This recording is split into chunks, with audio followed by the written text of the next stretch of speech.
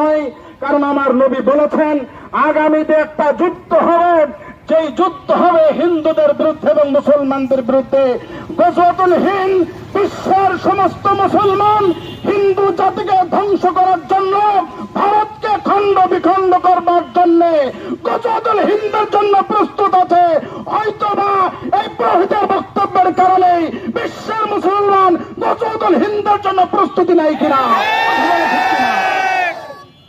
মুসলমানরা আমার নবীর ইজ্জত রক্ষা করার জন্য, আমার রাসূলের সম্মান রক্ষা করার জন্য গজওয়াতুল হিন্দের ব্যাপারে যদি উলামায়ে কেরাম ডাক দেয়, তাহলে আমাদের জান উৎসর্গ করার জন্য, রক্ত দেওয়ার জন্য কে কে প্রস্তুত? হাত তুলে দেখা।